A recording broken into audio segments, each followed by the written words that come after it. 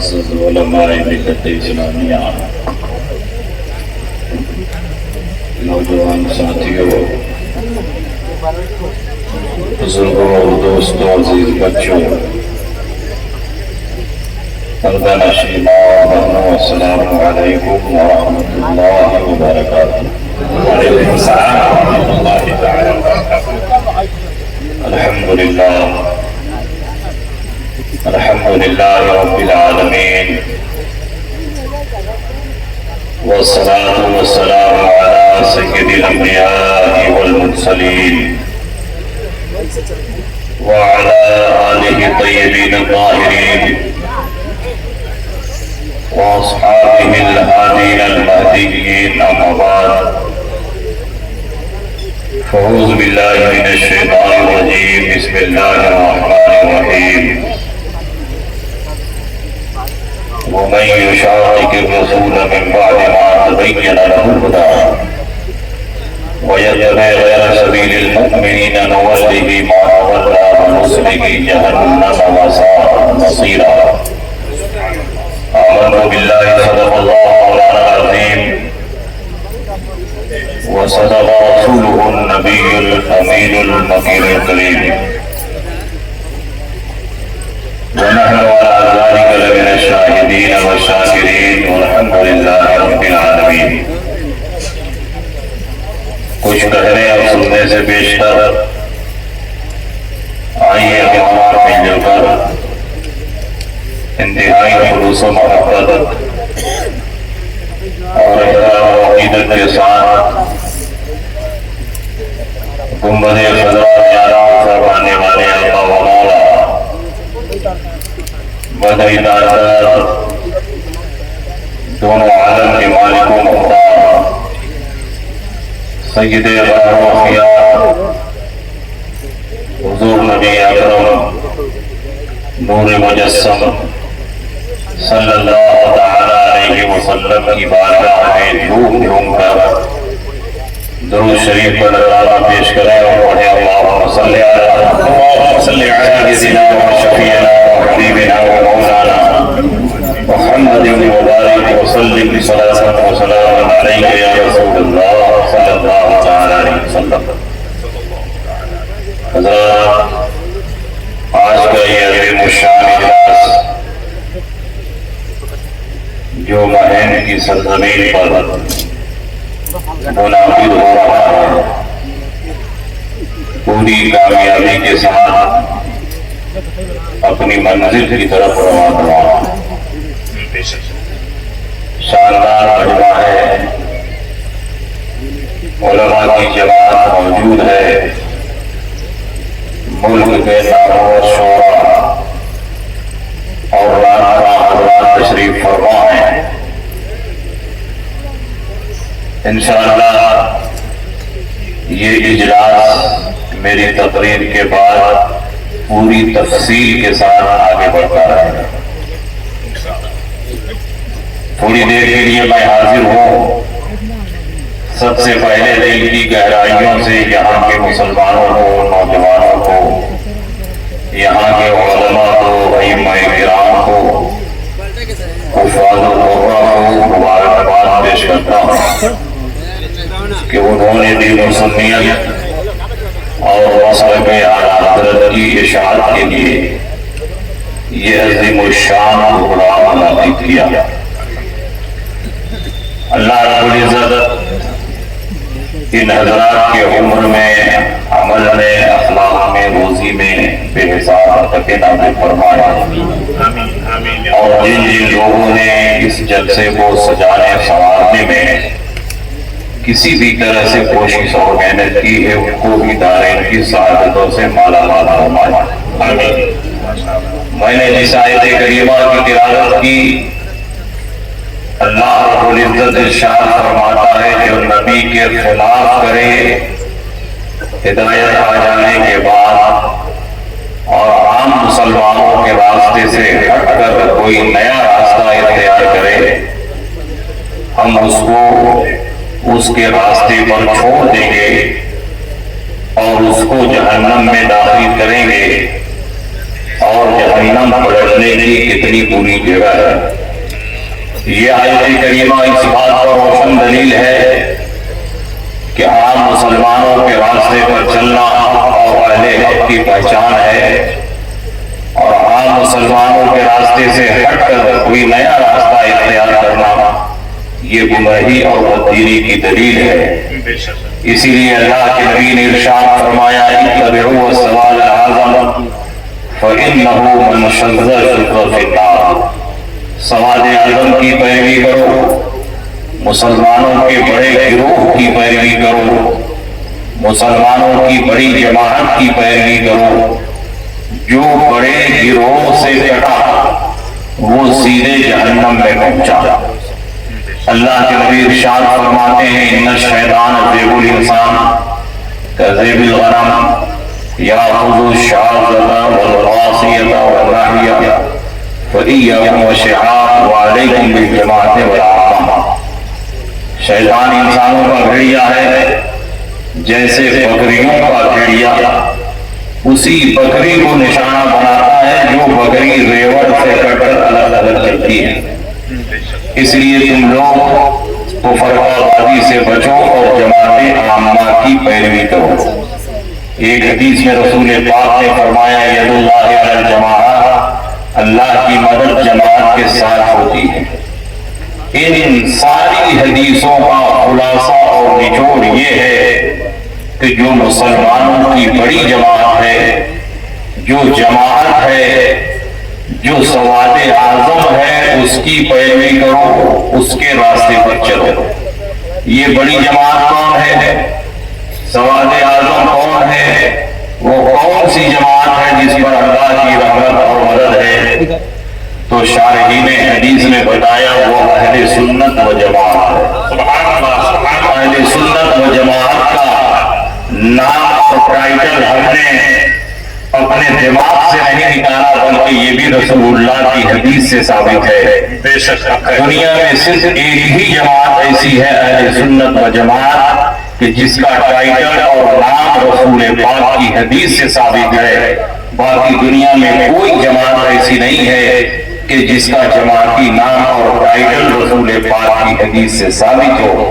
کسی نے خود اپنا نام رکھ لیا، کسی کو انگریزوں نے ان کو ٹائٹل دیا، کسی کو نوابوں نے ٹائٹل دیا، کسی کو بادشاہوں نے ٹائٹل دیا، لیکن اہل سنت و جماعت وہ ٹائٹل اور نام ہے جو رسول پاک نے دیا ہے۔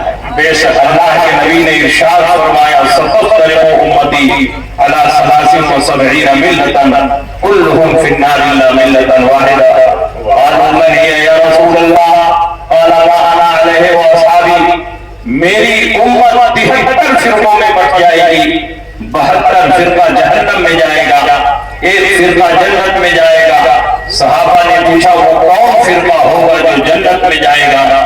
تو رسول پاک نے فرمایا ما انا علیہ واصحابی، جس طریقے پر میں ہوں اور جس طریقے پر میرے صحابہ ہیں، جو اس طریقے پر ہوگا وہ جنتی ہے، اور جو میرے طریقے سے الگ ہو، صحابہ کے طریقے سے الگ ہو، وہ جہنمی ہے۔ نبی کے طریقے کو سنت کہتے ہیں اور صحابہ کو جماعت کہتے ہیں، اور دونوں کو ملا دو تو اہل سنت و جماعت بنتا ہے۔ پتہ چلا جو اہل سنت و جماعت کے طریقے پر ہوگا وہ جنتی ہوگا، اور جو اہل سنت سے الگ ہوگا وہ جہنمی ہوگا، چاہے وہ اپنا نام اہل قرآن رکھے، چاہے وہ اپنا نام اہل حدیث رکھے، چاہے وہ اپنا نام اصحاب النظر و توحید رکھے۔ خوبصورت ٹائٹل لگا لینے سے کوئی جماعت حق پر نہیں ہو سکتی ہے۔ حق پر وہی جماعت ہوگی جو نبی کی سنت پر چلے اور صحابہ کے طریقے پر چلے۔ بے شک حق ہے، زندہ باد، نعرہ تکبیر، نعرہ رسالت، مسلک اعلیٰ حضرت، زندہ باد، ماشاءاللہ۔ آج کون سی جماعت ہے جو صحابہ کے طریقے پر چل رہی ہے؟ نبی اکرم صلی اللہ علیہ وسلم نے دو باتیں ذکر فرمائی، میری سنت پر چلے، صحابہ کے طریقے پر چلے۔ نبی اکرم کو صحابہ کا طریقہ پیش کرنے کی کیوں ضرورت پیش آ گئی؟ نبی نے صرف اپنا ہی طریقہ پیش کیا ہوتا، جو میری سنت پر چلے وہ جنتی ہے، جو میرے طریقے پر چلے وہ جنتی ہے۔ نبی نے صحابہ کا طریقہ اپنے طریقے کے ساتھ کیوں پیش کیا؟ نبی نے صحابہ کی سنت کو اپنی سنت کے ساتھ کیوں بیان کیا؟ اس لیے کہ نبی کو معلوم تھا کہ ایک دور آئے گا، لوگ صحابہ کو چھوڑ کر نبی کی سنت کو چلنے کا دعویٰ کریں گے، صحابہ کو چھوڑ کر قرآن کو عمل کرنے کا دعویٰ کریں گے، صحابہ کو چھوڑ کر حدیث رسول کو عمل کا دعویٰ کریں گے۔ اور اگر صحابہ کو چھوڑ دیا جائے تو قرآن پر بھی عمل نہیں ہو سکتا، حدیث رسول پر بھی عمل نہیں ہو سکتا، نبی کی سنتوں کو بھی پہچانا نہیں جا سکتا۔ اس لیے نبی اکرم صلی اللہ علیہ وسلم نے اپنی سنت کے ساتھ ساتھ صحابہ کے طریقے کو لاگو کیا۔ زندہ باد، زندہ باد۔ آج کون سی جماعت ہے جو صحابہ کے طریقے پر چل رہی ہے؟ آج تو ہر آدمی کہتا ہے میں حق پر ہوں، میرے سوا سب غلط اور باطل ہیں۔ کم پڑھے لکھے لوگ کنفیوژن کے شکار ہیں کہ کس کو حق پر مانے اور کس کو نہ مانے۔ نبی اکرم صلی اللہ علیہ وسلم نے ایک آئینہ دے دیا، ایک معیار اور تصویر عطا فرما دیا ہے۔ نبی اکرم کی حدیث کا یہ ٹکڑا ایک آئینہ ہے، اور دنیا میں جتنے پابند فرقے ہیں سب کے چہرے کو یہ آئینہ دینے معاف کرتا ہے، کیونکہ دنیا میں جتنے پابند جماعتیں ہیں وہ صحابہ کے طریقے سے بے شک، لیکن ہم صحابہ کے طریقے پر، صحابہ نبی کے غیب کو مانتے تھے، ہم بھی نبی کے غیب کو مانتا ہے۔ صحابہ نبی کی شفاعت پر ایمان رکھتے تھے، ہم بھی نبی کی شفاعت پر ایمان رکھتے ہیں۔ صحابہ نبی کے وسیلے سے دعائیں مانگتے تھے، ہم بھی نبی کے وسیلے سے دعائیں مانگتے ہیں۔ صحابہ دور و نزدیک سے یا رسول اللہ کہہ کر پکارتے تھے، ہم بھی دور و نزدیک سے یا رسول اللہ کہہ کر پکارتے ہیں۔ صحابہ نبی کی تعظیم میں کھڑے ہوتے تھے، ہم بھی جلسوں میں نبی کی تعظیم میں بیان کرتے ہیں۔ صحابہ اشارے ثواب کرتے تھے، ہم بھی اشارے ثواب کرتے ہیں۔ صحابہ زیارت قبور کو جاتے تھے، ہم بھی زیارت قبور کو جاتے ہیں۔ جو صحابہ کا عقیدہ ہے وہی ہمارا عقیدہ ہے، جو صحابہ کا طریقہ ہے وہی ہمارا طریقہ ہے۔ اور نبی نے فرما دیا کہ جو صحابہ کے راستے پر چلے گا وہی حقیقت میں جائے گا۔ زندہ باد، بے شک۔ اس لیے آپ اپنے نصیبے پہ فخر کرو کہ آپ صحابہ کے راستے پر چلنے والے ہیں، صحابہ کے عقیدے پر چلنے والے ہیں۔ صحابہ نبی کے غیب پر ایمان رکھتے تھے، نبی کی شفاعت پر ایمان رکھتے تھے، نبی کے وسیلے سے دعائیں مانگتے تھے۔ یہ بات ہوا میں نہیں کہی جا رہی ہے، بخاری اور مسلم کی حدیثیں موجود ہیں۔ اللہ کے نبی سجل اعظم صلی اللہ علیہ وسلم کے ایک صحابی ہیں حضرت ابو بکر، بخاری شریف کے شروعی میں یہ حدیث موجود ہے۔ بخاری شریف جلد اول کتاب الصلاۃ باب من رکع دون الصف، یہاں امام بخاری نے اس آدمی کا حکم بیان کرنا چاہا ہے جو مسجد میں پہنچے اور مسجد کے دروازے ہی پر نیت باندھ کر رکوع میں چلا جائے اور رکوع میں چلتے چلتے صف میں پہنچ جائے تو اس کی وہ رکعت شمار میں آئے گی کہ نہیں آئے گی؟ اسی مسئلے کو واضح کرنے کے لیے امام بخاری نے یہ باب باندھا ہے۔ ابو بکر کی حدیث ہے، ان ابی بکر انہ انتہا الی النبی صلی اللہ علیہ وسلم وہو راکع، حضرت ابو بکر سے مروی ہے مسجد نبوی شریف میں پہنچے، مسجد کے دروازے پر جہاں جوتا چپل اتارا جاتا ہے ابھی وہیں پہنچے تھے، دیکھا حضور علیہ السلام رکوع میں جا چکے، صحابہ رکوع میں جا چکے۔ ابو بکر نے سوچا کہ وہاں جا کر نیت باندھوں گا، جاتے جاتے حضور کہیں سر نہ اٹھا دے، میری ایک نگاہ چھوٹ نہ جائے، اس لیے ابو بکر نے جلدی جلدی مسجد کے دروازے ہی پر نیت باندھ لیا، وہی رکوع میں چلے گئے، رکوع میں چلتے چلتے صف میں پہنچ گئے۔ نبی اکرم مصلی امامت پر ہے، آپ کا چہرہ قبلے کی طرف ہے، آنے والا پیچھے پیچھے سے آ رہا ہے۔ جب حضور علیہ السلام نے سلام پھیرا تو ارشاد فرمایا ابو بکر کھڑے ہو جاؤ، ابو بکر کھڑے ہو گئے۔ اللہ کے نبی نے ارشاد فرمایا کیوں تم نے مسجد کے دروازے ہی پر نیت باندھ کر رکوع کر لیا اور رکوع میں چلتے چلتے صف میں پہنچ گئے؟ کیا تم کو سنت طریقہ نہیں معلوم کہ صف میں پہنچنے کے بعد نیت باندھنا چاہیے؟ حضرت ابو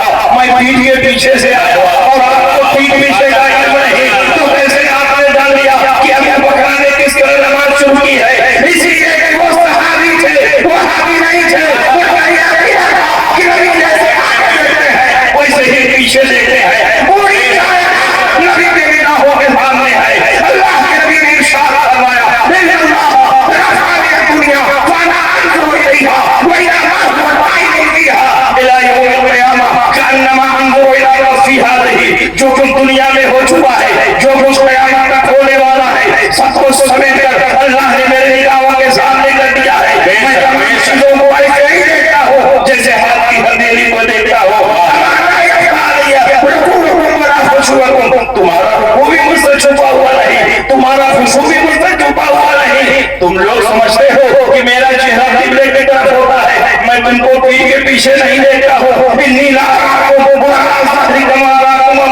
मैं तुमको पीठ के पीछे नहीं देखता हूँ जैसे चाके देखता हूँ, क्योंकि मैं वो पैगंबर हूँ कि जब जब इस बात से गुजरता हूँ मुर्दों के हालात को देखता हूँ, किस पर काम हो रहा है, किस पर सवार किया जा रहा है। मैं जमीन पर होता हूँ, आसमान वालों को देखता हूँ, मक्के में होता हूँ, मदीने वालों को देखता हूँ, मदीने में होता हूँ, जिनके रूह का मुशाहिदा करता हूँ, मिंबर पर होता हूँ, पैगंबर के अहवाल को सहाबा के सामने बयान करता हूँ, जमीन पर होता हूँ, अपने हौज़े कौसर को देखता हूँ।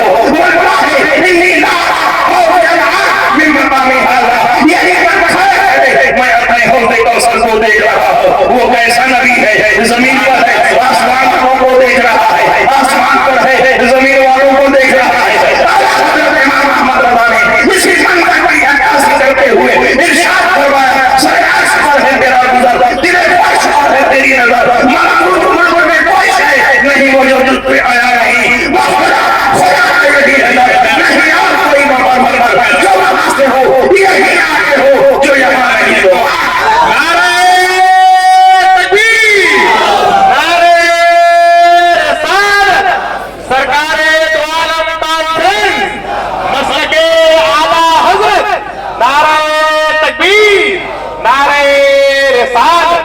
जिंदाबाद जिंदाबाद। अल्हम्दुलिल्लाह हम सहाबा के अकीदे पर हैं।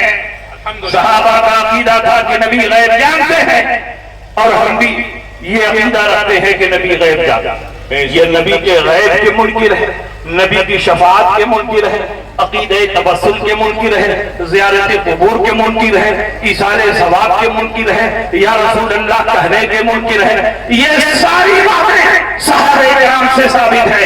नबी अकरम सल्लल्लाहु अलैहि वसल्लम को अल्लाह ने पावर और इख्तियार दिया है कि आप दुनिया में जिसकी शफाअत कर दें उसके लिए जन्नत वाजिब हो जाए, और आखिरत में आप जिसकी सिफारिश कर दें उसके लिए जन्नत का दरवाजा खुल जाए। अल्लाह के नबी सल्लल्लाहु अलैहि वसल्लम इरशाद फरमाते हैं, बुखारी और मुस्लिम की हदीस है, जब मैं मेराज की रात अल्लाह के हुजूर हाजिर हुआ तो अल्लाह ने मुझे शफाअत कुबरा का मनसब अता किया, मैं जिसके लिए सिफारिश कर दूं उसके लिए जन्नत वाजिब हो जाए। अल्लाह के नबी ने इरशाद फरमाया, मेरी उम्मत के 70,000 अफराद बगैर हिसाब और किताब के जन्नत में जाएंगे। वजूह कल अमरे लैलतुल बद्र, उनका चेहरा 14वीं रात के चांद की तरह चमक रहा होगा।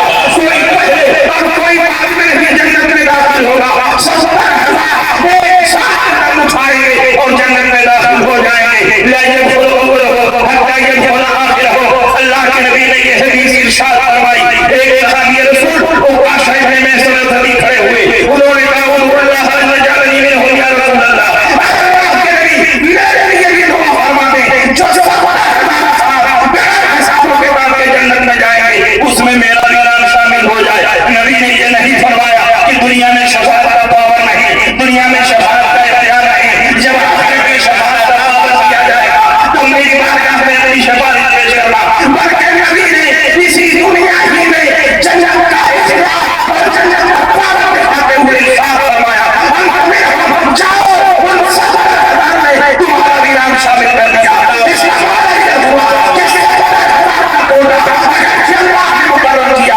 लेकिन 70,000 में कौन दाखिल होगा, कौन हाजिर होगा, संरक्षण का इख्तियार प्यारे मुस्तफा को दिया गया है। मुस्तफा जिसे चाहेंगे वो 70,000 में दाखिल हो जाएगा, और जिसे नहीं चाहेंगे वो आसमान बढ़े कुरान की तिलावत करे, मुस्तफा की शफाअत का मुस्तहिक है। जिंदाबाद। इसीलिए हज़रत फरमाते हैं, आज ले उनकी फना, आज मददगार से फिर नबी की शफाअत पर हम ईमान रखते हैं। तुम नबी की शफाअत के मुनकिर हो। अल्लाह के नबी सल्लल्लाहु अलैहि वसल्लम इरशाद फरमाते हैं, ये भी बुखारी की हदीस है, जब ये आयत करीमा उतरी वला सौफ युतीका रब्बुका फतरदा, अन करीब परवरदिगार आलम आपको कितना अता फरमाएगा कि आप राजी हो जाएंगे। तो मेरे महबूब चलकर फरमाते हैं, मैं राजी ही नहीं होगा। परवरदिगार आलम फरमाएगा, मैं इतना दूंगा राजी हो जाओगे। प्यारे मुस्तफा फरमाते हैं, मैं राजी ही नहीं होगा। अल्लाह फरमाता मैं और इतना दूंगा कि तुम राजी हो जाओगे। नबी फरमाते हैं, मैं राजी ही नहीं होगा।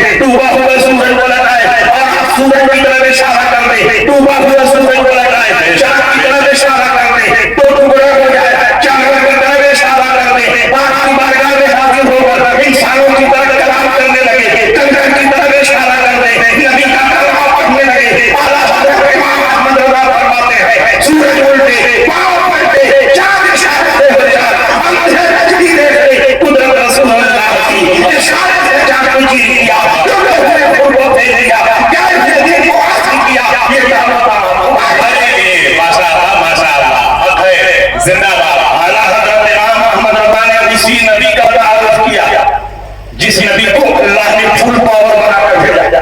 اعلیٰ حضرت امام احمد رضا نے اسی نبی کی عظمت ہمارے دلوں میں بیٹھائی جس کو اللہ نے اپنا نائب مطلق اور خلیفہ اعظم بنا کر بھیجا، جس کے علم کا یہ عالم ہے کہ تمام اولیاء اللہ کے علم کو ایک پلے پر رکھ دو اور نبی کے علم کو دوسرے پلے پر رکھو، تم سب آگے کیا بھاری پڑ جائے گا.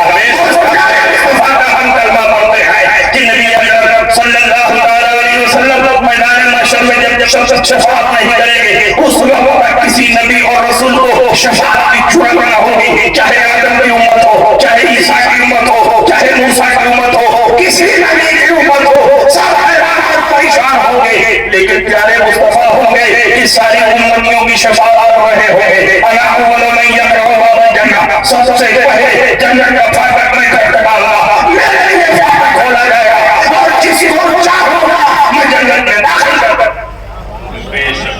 اس پیارے مصطفیٰ کا ہم کلمہ پڑھتے ہیں. اعلیٰ حضرت امام احمد رضا فاضل بریلوی پوری زندگی نام سے رسالت کا پہرا دیتے رہے، پوری زندگی ہمارے دلوں میں عظمت مصطفیٰ بچھاتے رہے. اسی لیے اعلیٰ حضرت امام احمد رضا فاضل بریلوی کو دنیا سے گئے ہوئے 100 سال سے زیادہ ہو گیا، لیکن آج بھی دنیا کے تمام خطوں میں اعلیٰ حضرت اور مصر کے اعلیٰ حضرت پر دنگا لا رہا ہے. یورپ چلے جاؤ، افریقہ چلے جاؤ، امریکہ چلے جاؤ، دنیا کے کسی بھی خطے میں چلے جاؤ، ہر جگہ حضرت کا کلام پڑھا جا رہا ہے. بے شک زندہ باد زندہ باد. وہی زندگی انہوں نے مصطفیٰ جان رحمت کی عزت کی حفاظت تو اللہ کے نبی نے امام احمد رضا کو وہ عظمت عطا فرمائی کہ آج دنیا کے ہر حصے میں امام احمد رضا کا چرچا ہو. اور آپ کے علم کا عالم یہ ہے کہ 10ویں صدی ہجری کے بعد اب تک 450 سال کا زمانہ بیت گیا ہے. اب تک پوری دنیا میں امام احمد رضا کا نہ کوئی مجاہد پیدا ہوا. کیا کہتے ہیں زندہ باد زندہ باد. 10ویں صدی ہجری کے مجدد علامہ جلال الدین سیوطی ہے، انہوں نے 1000 سے زیادہ کتابیں تحریر فرمائی. علامہ جلال الدین سیوطی کے بعد پوری دنیا میں چاہے عالم عرب ہو، چاہے عالم عجم ہو، جتنے محققین پیدا ہوئے، جتنے محدثین پیدا ہوئے، جتنے محدثین پیدا ہوئے، سب کی تصریفات کو اور سب کے کارناموں کو سامنے رکھو. اعلیٰ حضرت امام احمد رضا سے بڑھ کر نہ کوئی مجاہد پیدا ہوا. زندہ باد زندہ باد.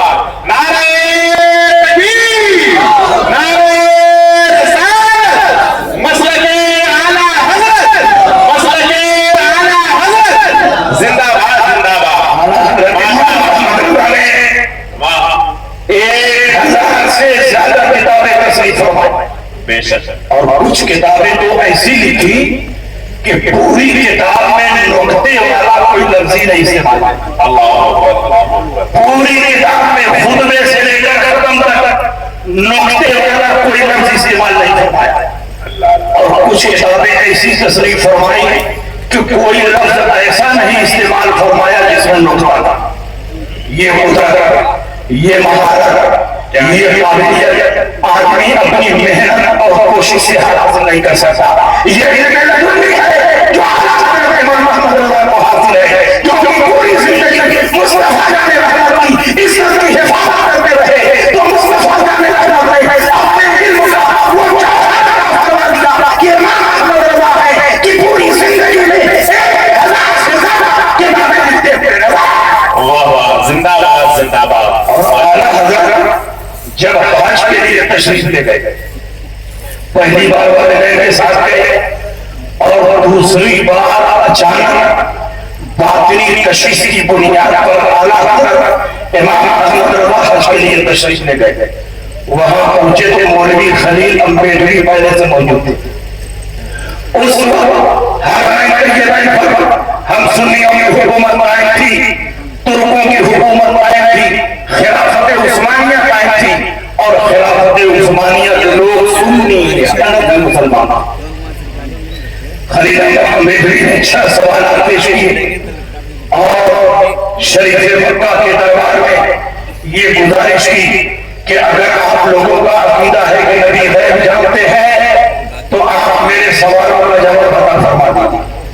شریف مکہ نے مولانا صالح کمال کو بلایا اور فرمایا کہ یہ وہابیوں کی طرف سے اچھا سوال آتا ہے. نعرہ رسالت، نعرہ رسالت. آپ یہ سوال لے جائیے، 2 دن میں اس کا جواب لکھ کر میرے دربار میں پیش کیجیے.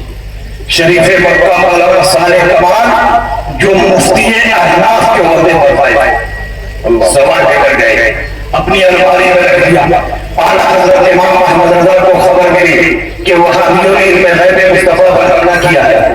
شریف مکہ کو ایک کتاب چاہیے، اس میں علم غیب کا جواب چاہیے.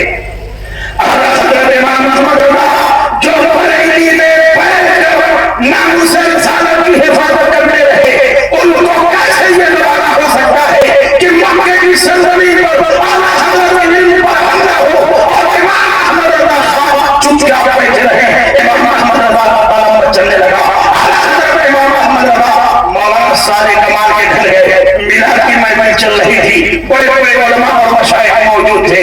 اعلیٰ حضرت جب پہنچے علماء نے کھڑے ہو اعلیٰ حضرت کا استقبال کیا اور مولانا صالح کمال نے کہا حضور جب آپ آ ہی گئے ہیں کچھ دیر تقریر فرما دیں تاکہ میلاد اختتام کو پہنچ گئے. اعلیٰ حضرت امام احمد رضا کھڑے ہوئے اور عربی زبان میں کتاب و سنت کی روشنی میں تقریباً 2 گھنٹہ مسلسل علم غیب مصطفیٰ پر اعلیٰ حضرت امام احمد رضا تقریر فرماتے رہے اور بڑے بڑے علماء چھوٹتے تھے. ماشاء اللہ. جب تقریر ختم ہوئی شریف مکہ کا دیا ہوا پرچہ آیا ہے. مولانا صالح کمال نے کمالی میں سے پرچہ نکالا، کہا جو کتاب مجھے لکھنی ہے وہ تو مولانا احمد رضا کو سب زبان دیا. واہ زندہ باد. انہوں نے پرچہ نکالا کہا حضور لے جائیں اور اس کا جواب لکھ کر مجھے تو پیش کر دے. اعلیٰ حضرت امام احمد رضا نے فرمایا کہ اس موضوع پر احمد رضا کا قلم چلے گا تو پوری تحقیق کے ساتھ لکھا جائے گا. انہوں نے کہا حضور اتنا ٹائم نہیں ہے، جو آپ نے بیان فرمایا اس میں سارے جوابات موجود ہیں، آپ اسی پر لکھ دیجیے کتاب تیار ہو جائے گی. اعلیٰ حضرت نے پوچھا کتنا ٹائم ہے، انہوں نے کہا 2 دن. اعلیٰ حضرت امام احمد رضا فرماتے ہیں 2 دن کو بہت ہے، کیا گھنٹوں میں ایک ایسی کتاب لکھ دے گا کسی کو وہاں اس کا جواب نہیں دے پائے. زندہ باد زندہ باد. وہاں حضرت کو پرچہ لے کر گئے اپنی قیام کا. اور اعلیٰ حضرت ہم لوگوں کی طرح کوئی چھوٹے موٹے مولوی نہیں تھے. مر گئے علماء، مر گئے فتوا، مر گئے فتوا، ہر وقت علماء کی تھی. اعلیٰ حضرت امام احمد رضا کو کب فرصت ملے کہ کتاب لکھے ہیں، اسی میں بخار آ گیا. لیکن بخار کی شدت میں اعلیٰ حضرت امام احمد رضا نے قلم اٹھایا اور کسی کتاب کو دیکھے ہوئے مجموعی طور پر صرف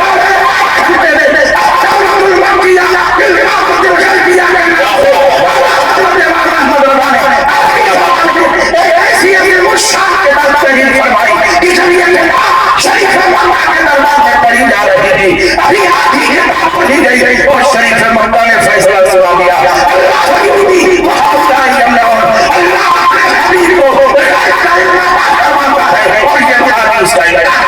زندہ باد زندہ باد.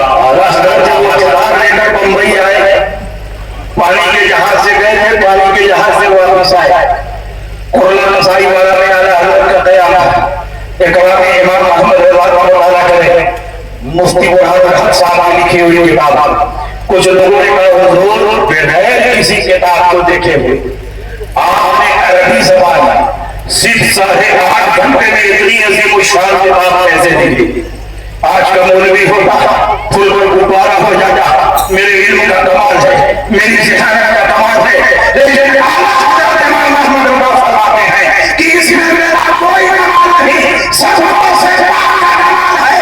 جب کتاب لکھ رہا تھا ایسا محسوس ہو رہا تھا کہ وہ میرے پشت پر سوار ہے. کیا کسی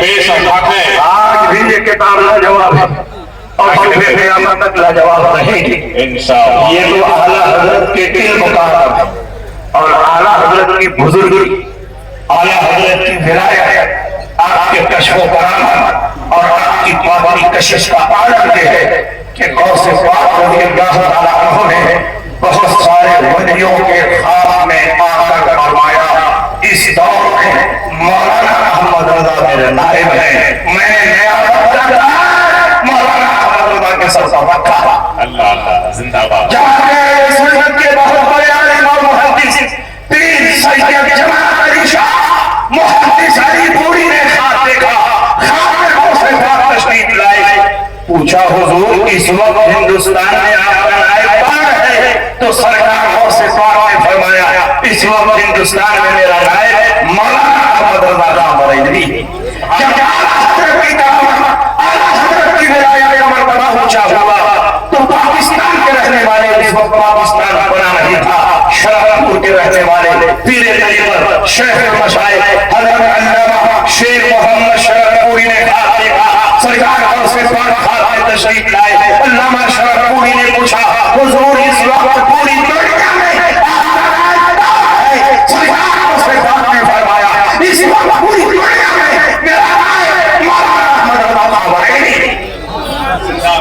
علامہ شرفپوری شرفپور سے چل کر بریلی آیا، اعلیٰ حضرت کی بیٹھک میں داخل ہوئے، اعلیٰ حضرت امام احمد رضا اپنی بیٹھک میں تشریف فرما ہے، علامہ شرفپوری جیسے ہی حجرے میں داخل ہوئے اعلیٰ حضرت امام احمد رضا کو سلام کیا، ان کے ہاتھ کو بوسا دیا اور پلٹ کر اعلیٰ حضرت امام احمد رضا نے علامہ شرفپوری کے ہاتھ کو بوسا دیا۔ انہوں نے کہا حضور آپ نے میرے ہاتھ کو کیوں چوم لیا؟ میں نے تو اس لیے آپ کا ہاتھ چوما کہ آپ ہندوستان کے سب سے بڑے عالم ہیں، سب سے بڑے فقیہ ہیں، سب سے بڑے مفتی ہیں، آپ نے میرا ہاتھ کو چوما، میں نے اپنا نسل نہیں بتایا، اپنا نام نہیں بتایا، اپنا تعارف نہیں کروایا، آپ کیوں میرا ہاتھ چوم لیا؟ حضرت امام احمد رضا فرماتے ہیں کہ جو خواب میں سرکار غوث پاک کو دیکھ کر آ رہا ہو وہ اس لائق ہے کہ صرف اس کا ہاتھ نہیں بلکہ اس کا پاؤں بھی چوما جائے، اس لیے میں نے تمہارے ہاتھ کو بوسا کیا ہے۔ سب لوگ جدھر وہ ہے ادھر دیکھ رہے ہیں، سب لوگ جدھر وہ ہے ادھر دیکھ رہے ہیں اور ہم دیکھنے والوں کی نظر دیکھ رہے ہیں۔ زندہ باد زندہ باد۔ یہ اعلیٰ حضرت امام احمد رضا کی شان، 4 دن اعلیٰ حضرت کی بارگاہ میں رہے اور جب پلٹ کر شرفپور گئے ایک جلسے سے خطاب کرتے ہوئے انہوں نے کہا کہ میں بریلی شریف سے آ رہا، اعلیٰ حضرت امام احمد رضا کی بارگاہ سے آ رہا، میں نے ان کی بارگاہ میں دیکھا ہے ایک پردہ پڑا ہوا تھا، پردے کے پیچھے سرکار غوث پاک شریف فرما تھے اور جو غوث پاک بتا رہے تھے وہی احمد رضا لکھ رہے تھے، وہی احمد رضا بول رہے تھے، زبان احمد رضا کی ہے لیکن باقی سرکار غوث پاک۔ یہ شان اعلیٰ حضرت امام احمد رضا کا۔ آج بہت سارے لوگ اعلیٰ حضرت کی عظمت سے ناواقف ہیں، اعلیٰ حضرت کی علمی مقام سے ناواقف ہیں، اعلیٰ حضرت امام احمد رضا کے مرتبے سے ناواقف ہیں، اعلیٰ حضرت ہندوستان کے سنی مسلمانوں پر احسان عظیم ہے، آج خاک باہر بچی ہے تو وہ اعلیٰ حضرت امام احمد رضا کی خدمات کے نتیجے میں بچی ہے، آج سارا کی جو ہوئی ہے وہ اعلیٰ حضرت امام احمد رضا کی تعلیمات کا نتیجہ ہے۔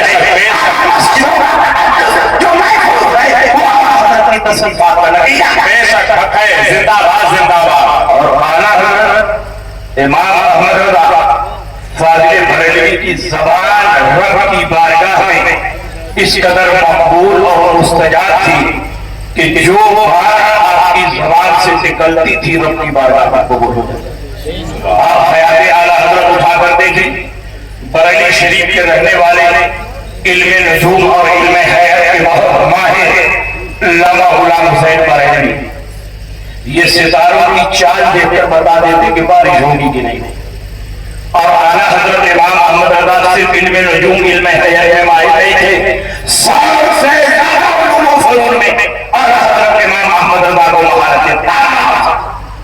جب اعلیٰ حضرت کی بارگاہ میں وہ پہنچے تو اعلیٰ حضرت امام احمد رضا کے والد دوست ہیں، علامہ نقی علی خان کے دوست ہیں، اور کے درجے میں ہوتا. اس لیے اعلیٰ حضرت امام احمد رضا نے ان کی بڑی توقیر فرمائی, بڑی عزت فرمائی اور ان کی ضیافت وغیرہ کی. اس کے بعد فرمایا کہ بریلی میں بارش نہیں ہو رہی, کسان پانی کے لیے پریشان ہے, لوگ بارش کے انتظار میں ہیں. آپ ذرا ستاروں کی چال دیکھ کر بتا دیں کہ بارش ہوگی کہ نہیں ہوگی. علامہ مولانا حسین بریلوی نے غور سے آسمان پر کھلنے والے ستاروں کو دیکھا, کاغذ پر ایک زائچہ کا نقشہ بنایا اور اعلیٰ حضرت کی طرف بڑھاتے ہوئے فرمایا کہ اس مہینے میں بارش نہیں ہوگی, آئندہ مہینے میں بارش ہوگی. اعلیٰ حضرت امام احمد رضا نے فرمایا کہ اگر میرے رب نے چاہا تو اسی مہینے میں بارش ہوگی. انہوں نے کہا اس مہینے میں بارش نہیں ہوگی, آپ ستاروں کی چال نہیں دیکھتے, اس مہینے میں بارش نہیں ہوگی, آپ ستاروں کی وجہ نہیں دیکھتے. اعلیٰ حضرت امام احمد رضا فرماتے ہیں میں ستاروں کی چال بھی دیکھ رہا ہوں, ستاروں کی وجہ بھی دیکھ رہا ہوں اور ستاروں کو پیدا کرنے والے رب کی قدرت بھی دیکھ رہا ہوں. تو اسی مہینے میں بارش ہوگی. انہوں نے کہا اس مہینے میں بارش نہیں ہوگی. علم نجوم اور علم حیات ذرنی قائدوں پر ان کو اتنا بھروسہ تھا کہ اللہ کی قدرت سے غافل ہو رہے ہیں, انہیں پتہ بھی نہیں چل رہا ہے. اعلیٰ حضرت ایک عالم ربانی ہے, عالم ربانی جب کسی کو بھٹکتا ہوا دیکھتا ہے تو ہدایت کا انتظام کرتا ہے. اعلیٰ حضرت امام احمد رضا نے سوچا کہ ان کو سمجھانا ضروری ہے ورنہ ان کے پاؤں کھڑکھڑا رہے ہیں. آپ کے سامنے ایک گھڑی لٹک رہی تھی, گھڑی میں 11:15 بج رہے تھے. اعلیٰ حضرت نے پوچھا بتائیے گھڑی میں کیا ٹائم ہوئے ہیں؟ انہوں نے کہا 11:15 بجے ہیں. اعلیٰ حضرت نے پوچھا 12 بجنے میں کتنا باقی ہے؟ انہوں نے کہا پونا گھنٹہ باقی ہے. اعلیٰ حضرت نے پوچھا اگر پونا گھنٹہ نہیں گزرے گا تو کیا 12 نہیں بجے گا, 12 کی گھنٹی نہیں بجے گی؟ انہوں نے کہا ہرگز نہیں, جب تک 12 گھنٹہ نہیں گزرے گا نہ 12 بجے گا نہ 12 کی گھنٹی بجے گی. اعلیٰ حضرت کھڑے ہوئے, ڈھکنا کھولا, بڑی سوئی کو کھینچ کر 12 پہ کر دیا, فوراً 12 بن گیا, 12 کی گھنٹی بج گئی. اعلیٰ حضرت نے فرمایا کہ آپ تو کہہ رہے تھے جب تک پونا گھنٹہ نہیں گزرے گا نہ 12 بجے گا نہ 12 کی گھنٹی بجے گی. 12 بھی بج گیا اور 12 کی گھنٹی بج گئی. علامہ مولانا حسین بریلوی نے کہا آپ نے بڑی سوئی کو کھینچ کر 12 پہ کر دیا, اس لیے فوراً 12 بج گیا, 12 کی گھنٹی بج گئی. اگر یہ سوئی اپنی فکری رفتار سے چلتی تو پونا گھنٹہ گزرنے کے بعد ہی 12 بجتا. اعلیٰ حضرت امام احمد رضا فرماتے ہیں یہی نقطہ میں آپ کو سمجھانا چاہ رہا ہوں. میں نے بڑی سوئی کو کھینچ کر 12 پہ کر دیا, فوراً 12 بج گیا, 12 کی گھنٹی بج گئی. میرا پروردگار کی بات ہے جب چاہے اس ستارے کو کھینچ کر یہاں کر دے, اس ستارے کو کھینچ کر یہاں کر دے, اس ستارے کو کھینچ کر یہاں کر دے, فوراً ستاروں کی چال بدل جائے گی, ستاروں کی وجہ بدل جائے گی, آپ کا بنایا ہوا نقشہ بدل جائے گا. میرے رب نے چاہا تو اسی مہینے میں بارش ہوگی, بلکہ اسی ہفتے میں بارش ہوگی, بلکہ آدھی بارش ہوگی.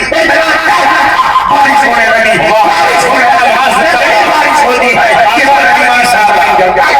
نعرہ تکبیر, نعرہ رسالت, نعرہ رسالت, کرامات اعلیٰ حضرت, نعرہ تکبیر, نعرہ رسالت. اس لیے میرے بھائیوں آپ اپنے دل میں اعلیٰ حضرت امام احمد رضا کی عظمت پیدا کریں. جس کے دل میں اعلیٰ حضرت کی محبت رہتی ہے وہ سنی کلی نہیں ہوتا, وہ وہابی نہیں ہوتا, وہ دیوبندی نہیں ہوتا, وہ غیر مقلد نہیں ہوتا, وہ امام ہاتھ مولائی نہیں ہوتا, وہ چکرالوی نہیں ہوتا, وہ مرزائی نہیں ہوتا, وہ شیعہ نہیں ہوتا, وہ گمراہی سے محفوظ ہوتا ہے کیونکہ اعلیٰ حضرت کی محبت اس کے ایمان کی حفاظت کرتی ہے. اعلیٰ حضرت امام احمد رضا سے قریب رہے, وہ اتنے مضبوط اور مستحکم رہے کہ جس علاقے میں پہنچ گئے وہاں سنیت کی کھیتی ہری بھری گئی ہو گئی, جس علاقے میں پہنچ گئے وہاں سنیت کا پرچم نصب کر دیا. 100 سال ہو گئے ہیں اعلیٰ حضرت امام احمد رضا کو گئے ہوئے, لیکن سورہ پاک کی بارگاہ سے امام احمد رضا کو ایسے مقبولی ملی ہے کہ آج دنیا کے ہر خطے میں, دنیا کے ہر علاقے میں امام احمد رضا کا پرچم لہرایا. آج بہت سارے لوگ کہتے ہیں کسی کو برا بھلا رہتا ہو, ہر کلمہ وہ مسلمان ہے, ہر کلمہ وہ حق پر ہے, ہر کلمہ وہ جنتی ہے. میں کہتا ہوں کہ اگر ہر کلمہ وہ حق پر ہوتا, ہر کلمہ وہ مسلمان ہوتا تو رسول پاک اپنی مسجد مسجد سے منافقین کو کیوں باہر کرتے؟ وہ بھی تو کلمہ پڑھتے تھے، وہ بھی تو قرآن پڑھتے تھے، وہ بھی تو حج کرتے تھے، نبی کے جھنڈے کے نیچے جہاد کرتے تھے، وہ بھی تو زکات دیتے تھے، لیکن ان کے دل میں رسول پاک کی عظمت اور محبت نہیں تھی، زبان سے کلمہ پڑھتے تھے اور دل میں نبی کی نفرت تھی، اس لیے اللہ نے نبی کو مبتلا فرما دیا کہ یہ صرف زبان سے کلمہ پڑھتے ہیں، ان کے دل میں نفاق چھپا ہوا ہے۔ ایک وقت آیا کہ رسول پاک نے مسجد نبوی سے جمعہ کی نماز میں نام لے لے کر ان کو باہر کر دیا۔ اس کا مطلب یہ ہوا کہ ہر کلمہ پڑھنے والا مسلمان نہیں، وہی کلمہ پڑھنے والا مسلمان ہے جو تمام ضروریات دین کو تسلیم کرتا ہے۔ بے شک حق ہے۔ اس لیے میرے بھائیوں، آپ صلح کلیت سے بچو، صلح کلیت سے وبا سے بچو۔ آج بہت سارے لوگ ان میں جائیں گے دین کے والے، ان میں جائیں گے تو ان کے والے، یہاں بھی کھا رہے ہیں، وہاں بھی کھا رہے ہیں، یہاں بھی نماز پڑھ رہے ہیں، وہاں بھی نماز پڑھ رہے ہیں۔ اسلام میں مداہنت نہیں ہے، اسلام میں منافقت نہیں ہے۔ نبی اکرم صلی اللہ علیہ وسلم نے ایک معیار اور رسول عطا فرما دیا ہے، جو صحابہ کے عقیدے پر ہو، جو صحابہ کے طریقے پر ہو، وہی سچا اور پکا مسلمان ہے۔ جو صحابہ کے طریقے سے الگ ہو گیا، نمازیں پڑھے، روزہ رکھے، قرآن کی تلاوت کرے، ہرگز وہ مسلمان نہیں ہے۔ اس لیے اللہ کے نبی سید اعظم صلی اللہ علیہ وسلم نے بہت پہلے ارشاد فرمایا، سیکون فی آخر زمان تجعلون کذابون یأتونکم بما لا تسمعون انتم ولا آباؤکم فإیاکم وإیاہم لا یملونکم ولا یفتنونکم۔ آخر زمانے میں کوئی جھوٹے اور مکار پیدا ہوں گے جو ایسی ایسی باتیں کریں گے جن کو نہ تم نے سنا نہ تمہارے آباء و اجداد نے سنا۔ تم ان سے دور رہنا، ان سے الگ رہنا، کہیں ایسا نہ ہو کہ یہ گمراہ کرتے ہیں اور تم کو فتنے میں مبتلا کر دے۔ نبی نے ان کی پہچان بھی بتائی، نمازیں بہت پڑھیں گے، روزہ بہت رکھیں گے، قرآن کی تلاوت بہت کریں گے، مسجد مدرسے بہت بنوائیں گے، اتنی نمازیں پڑھیں گے کہ تم اپنی نمازوں کو ان کی نمازوں کے آگے ہم نہیں سمجھو گے، اپنے روزوں کو ان کے روزوں کے آگے ہم نہیں سمجھو گے، اپنے اعمال صالحہ کو ان کے اعمال کے سامنے ہم نہیں سمجھو گے۔ تو ہم کے انہیں صلاتکم عند صلاتہم وصیامکم عند صیامہم وأعمالکم عند أعمالہم یتلون القرآن ولا یجادلون تراقیہم۔ قرآن کی تلاوت کریں گے مگر تلاوت ان کے حلق کے نیچے نہیں اترے گی۔ وَيَقُولُونَ مِن قَوْلِ خَيْرِ الْبَرِيَّةِ۔ بعض رسول پاک کی حدیثیں پیش کریں گے، تو کیا حدیثیں پیش کرنے کی وجہ سے مسلمان ہوں گے؟ نہیں، یمرقون من الدین کما یمرق السهم من الرمیہ۔ یہ دین سے ایسے ہی باہر ہو گئے جیسے تیر کمان سے باہر ہو جاتا ہے۔ نبی نے ان کی پہچان بتا دی، سیاہ و مہدی و مشاہد العلوم، ان کی پہچان یہ ہوگی کہ یہ سب خود کھلوائیں گے اور پائجامہ بہت اونچا کریں۔ یہ کن کی پہچان بتائی جا رہی ہے؟ یہ کن کی علامتیں بیان کی جا رہی ہے؟ اور علامتیں بیان کرنے کا مقصد یہی ہے کہ آپ ان سے چوکنا رہو، ان سے ہوشیار رہو۔ جو پیغام اللہ کا ہے، جو پیغام رسول اللہ کا ہے، جو پیغام صحابہ کا ہے، وہی پیغام اعلیٰ حضرت امام احمد رضا کا ہے۔ دشمن احمد پہ شرکت کیجیے، مسجدوں کی کیا محبت کیجیے، دینوں کے دن یا رسول اللہ کی کثرت کیجیے، کیجیے شہر کا سب و شاہ جانے کا سب قیامت کیجیے، مثل سارا سلطنِ ہولند میں ذکر آیات ولادت کیجیے اور شیخ ڈالے جس میں تعظیم حبیب اس برے مذہب پہ لعنت۔ سبحان اللہ۔ بس تقریر ہو گئی، کتنی ہی تقریر کی ضرورت ہوئی تاکہ حق اور باطل میں خطے کے امتیازات کی جائے۔ اور جب آپ پہچان قائم کر لیں گے، جب آپ باؤنڈری کو پہچان لیں گے تو کبھی باؤنڈری کو پھیلانے کی کوشش نہیں کریں گے۔ جتنے سنی ہیں صحیح العقیدہ ہیں وہ اپنی باؤنڈری میں رہے ہیں، اور جو دوسرے ہیں وہ اپنی باؤنڈری میں رہے ہیں۔ یہی اللہ کا پیغام اور یہی رسول اللہ کا پیغام ہے۔ لہر میں عشق روح شہ چراغ لے کے چلے، اندھیری رات سونی کی چراغ لے کے چلے، تیرے غلاموں کا نقش قدم ہے راہ خدا، وہ کیا بہا سکے جو یہ سراغ لے کے چلے۔ واہ دعوانا الحمدللہ رب العالمین۔